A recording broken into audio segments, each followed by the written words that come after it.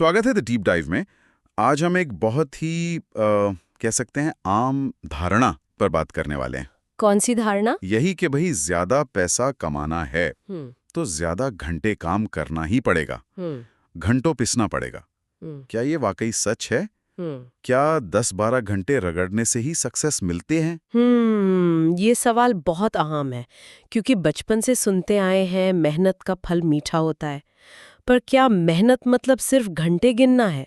हमारा आज का सोर्स इसी पर सवाल उठाता है। बिल्कुल। और इसी गुत्थी को सुलझाने के लिए आज हम एक लेख के हिस्सों पर गौर करेंगे जिसका नाम है स्मार्ट वर्क बनाम हार्ड वर्क की रणनीति। और मजे की बात यह है कि ये सोर्स द लेजी मिलियनेयर किताब का हवाला देते हुए कहता है कि सिर्फ मेहनत काफी नहीं है भाई। हाँ, मतलब सही दिशा में सही तरीके से मेहनत करना ज्यादा जरूरी है। एग्जैक्टली। ये क्वांटिटी से ज्यादा क्वालिटी और इम्पैक्ट का खेल है। तो आज की हमारी ये गहरी चर्चा इसी पर है कि ये स्मार्ट वर्क आखिर है क्या भला? कोई फैंसी शब्द है बस, या वाकई काम करने का कोई असरदार तरीका? और सबसे जरूरी, इसे अपनी रोज की जिंदगी में, अपने काम में लाएं कैसे? हाँ, मतलब लक्ष्य साफ है, कम मेहनत से बेहतर नतीजे कैसे मिले ये समझना। तो चलिए शुरू करते हैं। ये हार्ड वर्क का जाल क्या है?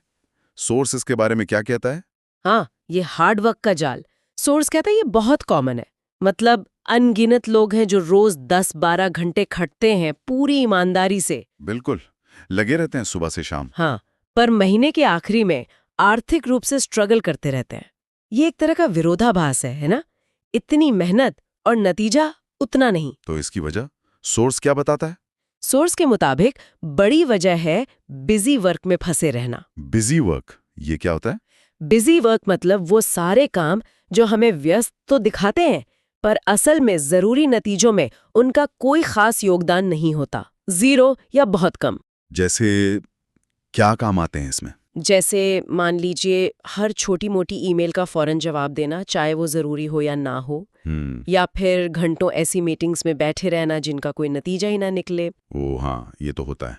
या फिर उन कामों में उलझे रहना जो कोई और भी कर सकता है, शायद आपसे बेहतर। या परफेक्शन के चक्कर में छोटी चीजों को घंटों चमकाना। अच्छा, मतलब वो काम जो दिखते तो हैं, दिन भर देते हैं, पर गाड़ी आगे नहीं बढ़ाते। बिल्कुल। नतीजा टाइम और एनर्जी दोनों वेस्ट। आदमी थक जाता है, लगता है बहुत काम किया। हाँ, लगता तो है। पर जब वो अपने गोल्स देखता है तो लगता है यार मैं तो वहीं खड़ा हूँ। सॉस इसे एक्टिविटी और प्रोग्रेस के बीच का कंफ्यूजन कहता है। हम बिजी रहने को ही प्रोडक्टिव मान लेते हैं। तो फिर अगर ये जाल है तो उसका तोड़ क्या है? मतलब स्मार्ट वर्क क्या है फिर? सॉस कैसे समझाता है इसे? सॉस स्मार्ट वर्क को काफी सीधे तरीके से बताता है। ये कहता है सिर्फ वो काम करो जो सबसे ज्यादा फर्क डालता है, सबसे जरूरी है। अपनी एनर्जी और टाइम को सही जगह सही टाइम पर लगाओ। लक्ष्य है कम इनपुट में ज्यादा आउटपुट, मतलब कम मेहनत ज्यादा नतीजा। सुनने में तो जबरदस्त है, कम मेहनत ज्यादा नतीजा। लेकिन ये हमारी पुरानी सोच से बिल्कुल अलग है कि भाई जितनी मेहनत उतना फल। हाँ, वो पारंपरिक सोच ना बिजीनेस को इज्जत देती है, ज्यादा घंटे मतलब ज्यादा मेहनती। सही बात है। जबकि स्मार्ट वर्क इफेक्टिवनेस पर फोकस करता है। सवाल ये नहीं कि कितने घंटे लॉगिन किया, सवाल ये है कि उन घंटों में हासिल क्या किया, क्या जरूरी काम निपटाए। अच्छा। स्मार्ट वर्क नतीजों पर ध्यान देता है, घंटों पर नहीं। ये एक माइंडसेट शिफ्ट है बिजी से प्रोडक्टिव बनने का। ठीक है, थ्योरी तो अच्छी है, पर इसे असल में करें कैसे? रोज की भागदौड़ में क्या सोर्स को प्रैक्टिकल तरीका बताता है? हाँ हाँ बिल्कुल। सोर्स सिर्फ थियरी नहीं देता, स्मार्ट वर्क अपनाने के 4 ठोस प्रैक्टिकल कदम बताता है। ये स्मार्ट वर्क की नींव है, समझ लीजिए। ओके, तो एक एक करके समझते हैं। पहला कदम क्या है? प्राथमिकता तय करना, प्रायोरिटाइजेशन। हाँ, प्रायोरिटाइजेशन। सोर्स कहता है हर दिन की शुरुआत में या पिछली रात को ही खुद से पूछो वो कौन से 3 सबसे जरूरी काम हैं जिन्हें आज करने से सबसे बड़ा फर्क पड़ेगा। टॉप 3 काम। हाँ, उन्हें लिख लो और फिर अपनी पूरी एनर्जी सबसे पहले इन्हीं को खत्म करने में लगाओ। बाकी सब ईमेल, कॉल, छोटे मोटे काम, वो सब इनके बाद। पहले सबसे जरूरी 3, पर ये इतना जरूरी क्यों है? देखिए, हमारी एनर्जी और फोकस सुबह या दिन की शुरुआत में सबसे ज्यादा होते हैं, है ना? हाँ बिल्कुल। अगर हमने वो बेस्ट टाइम कम जरूरी कामों में गंवा दिया तो जब तक मेन कामों पर आएंगे तब तक तो बैटरी डाउन। एग्जैक्टली तो प्रायोरिटाइज करने से ये पक्का होता है कि हमारी बेस्ट एनर्जी बेस्ट कामों पर लगे और इससे ना एक सेंस ऑफ अकम्प्लिशमेंट भी मिलता है रोज। लगता है हाँ कुछ ढंग का किया आज। सोर्स इसे दिन जीतने की स्ट्रैटेजी कहता है। ये बात तो सही है। अच्छा, दूसरा कदम सोर्स कहता है ऑटोमेशन और टूल्स का इस्तेमाल। इसका क्या मतलब? इसका मतलब है कि जो काम बार बार होते हैं, रेपिटेटिव हैं और जिनमें ज्यादा दिमाग नहीं लगता, उन्हें टेक्नोलॉजी से ऑटोमेट कर दो। जैसे कोई उदाहरण है सोर्स में? हाँ है ना, जैसे अकाउंटिंग या बिलिंग के लिए सॉफ्टवेयर यूज करना, कॉमन सवालों के लिए ईमेल में ऑटो रिस्पॉन्डर लगाना, मीटिंग्स या अपॉइंटमेंट्स के लिए शेड्यूलिंग टूल्स यूज करना। अच्छा, ओके। सोशल मीडिया पोस्ट्स पहले से शेड्यूल कर देना। ये सब छोटे छोटे उदाहरण हैं जो बहुत टाइम बचा सकते हैं। पर ये सिर्फ टाइम बचाता है या और भी कुछ है? टाइम बचाना तो है ही, बहुत बड़ा फायदा है। सोचिए, जो काम रोज आधा घंटा लेता था वो मिनटों में हो जाए। पर बात सिर्फ टाइम की नहीं, टेक्नोलॉजी अक्सर ज्यादा एक्यूरेसी से काम करती है। हाँ, गलती की गुंजाइश कम। बिल्कुल, ह्यूमन एरर कम होता है और सबसे बड़ी बात, ये आपका मेंटल लोड कम करती है। जब पता है कि ये छोटे मोटे काम अपने आप हो रहे हैं तो आप अपना दिमाग ज्यादा जरूरी, ज्यादा क्रिएटिव कामों में लगा सकते हैं। सही कहा, मेंटल स्पेस खाली होता है। हाँ। अब तीसरा कदम, काम सौंपना, डेलीगेशन। जो काम कोई और कर सकता है उसे दे दो। हाँ, और ये सिर्फ बॉस लोगों के लिए नहीं है। टीम में हो, फ्रीलांसर हो, घर चला रहे हो, डेलीगेशन हर जगह काम आता है। फंडा ये है, क्या ये काम सच में मुझे ही करना है? क्या कोई और कर सकता है? अगर हाँ तो सौंप दे। और अपना टाइम किस लिए बचाएं फिर? सोर्स कहता है अपना टाइम उन कामों के लिए बचाओ जिनमें आपकी खास स्किल, आपका एक्सपीरियंस या आपकी डिसीजन मेकिंग की जरूरत है। मतलब हाई वैल्यू काम। हाई वैल्यू टास्क और डिसीजन। हाँ, वो काम जो सीधे आपके गोल्स, आपकी इनकम या ग्रोथ से जुड़े हैं। सुनने में तो ये भी लॉजिकल है, लेकिन ये करना मुश्किल होता है कई लोगों के लिए, काम देना किसी और को। हाँ, ये एक चैलेंज है, सोर्स भी मानता है। इसके पीछे कई डर होते हैं। एक तो कंट्रोल खोने का डर। हाँ, कि काम ठीक से नहीं होगा। बिल्कुल, या क्वालिटी खराब हो जाएगी। दूसरा, दूसरों पर भरोसा न कर पाना।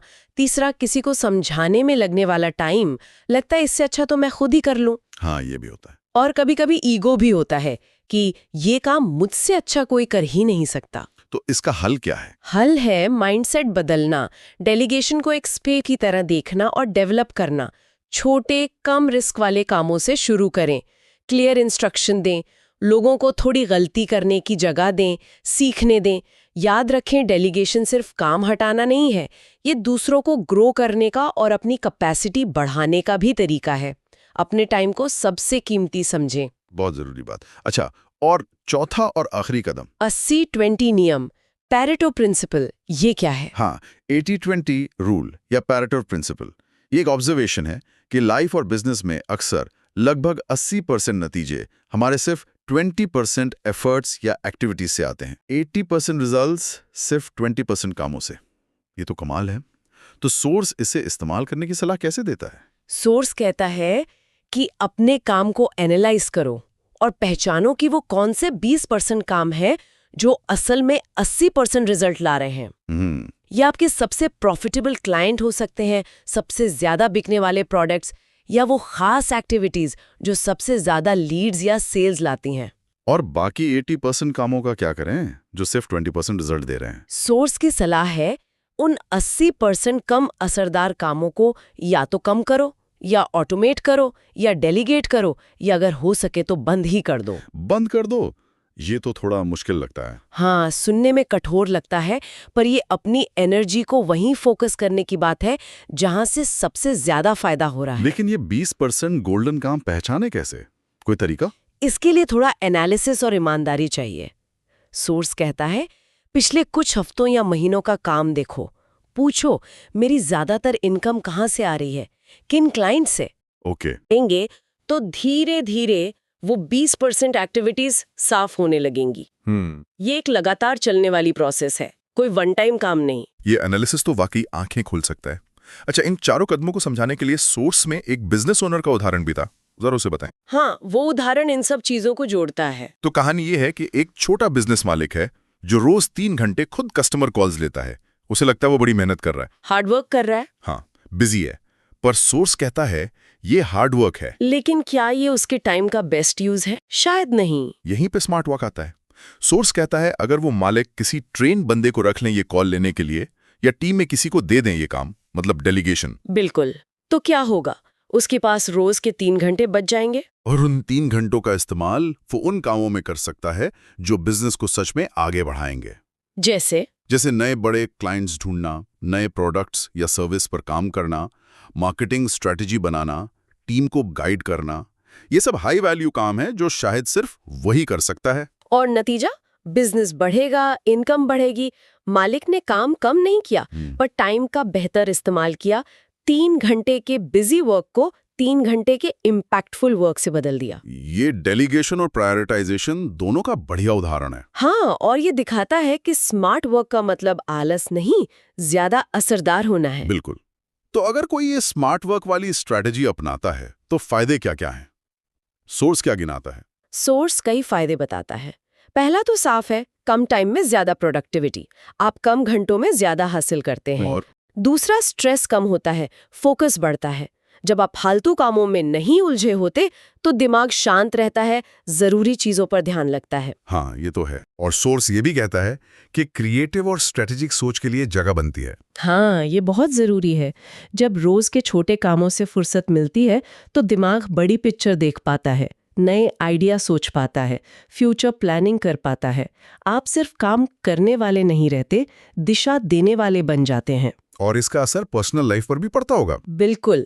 जब काम पर स्ट्रेस कम है, आप ज्यादा इफेक्टिव हैं, शायद जल्दी फ्री हो जाते हैं, तो आपके पास अपनी हेल्थ, फैमिली, हॉबीज के लिए ज्यादा टाइम और एनर्जी होती है। सही बात है, वर्क लाइफ बैलेंस। हाँ, बेहतर work life balance smart work का एक बहुत बड़ा फायदा है।